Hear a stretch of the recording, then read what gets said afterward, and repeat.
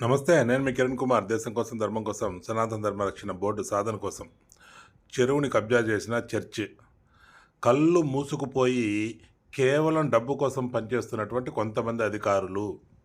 ఇక్కడ చూస్తున్నటువంటి మీరు ఈ చెరువు ఏదైతే ఉందో ఇది మన రేణిగుంట హైవే నుంచి ఎయిర్పోర్ట్‌కి వెళ్ళే దారిలో ఎడమ వైపున వస్తుంది.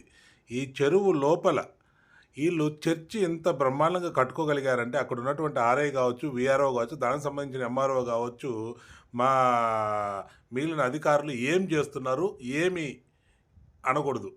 ఆ! ఇంత దారుణమా? చెరువు లోపలే ఒక చర్చిని ఇంత బ్రహ్మాండంగా కట్టుకోగలిగారు. ఈ విధంగా బోర్డులు కూడా పెట్టగలిగారు అనంటే ఏం జరుగుతోంది అసలు ఈ తిరుపతి చుట్టుపక్కల ప్రాంతాల్లో? సనాతన ధర్మ నాశనం కోసం కొంతమంది అధికారులు అదే పనిగా పనిచేస్తున్నారని చెప్పడానికి ఈ దృశ్యమే మీకు నిదర్శనం.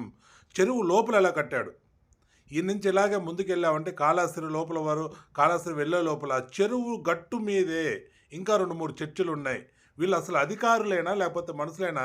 ఇక్కడ చుట్టూ ఉన్నటువంటి ప్రజలు కావచ్చు, వాళ్ళకైనా కనీసం ఇంగిత జ్ఞానం ఉందా? లేకపోతే భయపడి చస్తున్నారా? ఈ చర్చి వాళ్ళని ఏమన్నా అడిగితే చంపేస్తారా ఏమన్నా భయపడుతున్నారా? ఈ హిందువులు కావచ్చు, అధికారులు కావచ్చు. దయచేసి అధికారులు మేము వేడుకుంటున్నాము. మా చెరువులకు సంబంధించిన భూములు రేపటి తరానికి నీరు లేకుండా అలమటించే పరిస్థితి తీసుకురావద్దండి. దయచేసి చెరువు భూములను కాపాడండి. మీరు మిగతా ప్లేస్లో చర్చలు కట్టుకుంటున్నారు, ఇంకేమో కడుతున్నారు, మేము అడగట్లేదు. ఇంత దారుణంగా చెరువు లోపల చర్చి కట్టినా కానీ మీరు పట్టించుకోలేదు అని అంటే మీరు ఏమాత్రం అధికారులు మీరు కడుపుకు అన్నమే తింటారు తెల్లారు లేస్తే? అశుద్ధం తింటున్నారా? ఇంతకన్నా అడగలేను మిమ్మల్ని. ఇంత దారుణమైన సంఘటనలు చూస్తానని నేను అనుకోలేదు. ఇంత ఘోరమైనటువంటి అధికారుల యొక్క పర్యవేక్షణ ఉంటుందని కూడా ఊహించలేదు. దయచేసి యుద్ధ ప్రాతిపదికన ఈ చెరువులో ఉన్నటువంటి ఈ చర్చి కావచ్చు, ఇదే రోడ్లో వెళితే ఎయిర్‌పోర్ట్ దగ్గర కావచ్చు, ఇంకొంచెం ముందుకు పోతే చెరువు గట్టు మీదే కట్టిండారు. ఎంత దారుణమైన సంగతిరా అంటే ప్రభుత్వ భూమి కనపడినా, చెరువు భూమి కనపడినా యథేచ్ఛగా చర్చిలు, మిగతావి దర్గాలు, మసీదులు వచ్చేస్తున్నాయి. మిమ్మల్ని కట్టుకోవద్దనట్లేదు. ఈ విధంగా భవిష్యత్తును నాశనం చేసి, భవిష్యత్తు తరాల యొక్క నీటి వనరులను నాశనం చేసి కట్టుకోవద్దని అంటున్నాం. దయచేసి అధికారులు ఇంకైనా మేలుకొని ఇలాంటి కట్టడాలు ఎక్కడైనా ఉంటే వెంబడనే యుద్ధ ప్రాతిపదికన తొలగించండి. లేదంటే హిందూ సంఘాలు మొత్తం ఏకమై వాటిని ధ్వంసం చేస్తాం. ఎటువంటి అనుమానం ఇందులో అవసరం లేదు. ఖచ్చితంగా తిరుపతి చుట్టుపక్కల మా సనాతన ధర్మ రక్షణకి, అలాగే చెరువులు, భూములు, కాలువలు, నదుల యొక్క భూముల రక్షణకి మేము కట్టుబడి ఉంటాం. ఖచ్చితంగా వాటి కోసమే పోరాడతాం.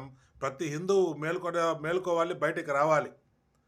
ప్రభుత్వం దయచేసి మీరు మరొక్కసారి పునరాలోచించాలి. ఇలాంటి కట్టడాలు ఎక్కడున్నా కానీ యుద్ధ ప్రాతిపదికన తొలగించాలని మిమ్మల్ని ప్రాధేయపడుతున్నాము. దయచేసి నా వీడియోని షేర్ చేయండి, లైక్ చేయండి. 10 మందికి చేరాలి. మన ధర్మాన్ని, మన ప్రకృతిని మనం కాపాడుకోవాలి. మన చెరువుల్ని, కుంటల్ని మనం కాపాడుకుంటేనే రేపు నీ బిడ్డలు, వారి బిడ్డలు బాగుండాలి అని అంటే మీరు కాపాడుకొని తీరాల్సిందే ఖచ్చితంగా.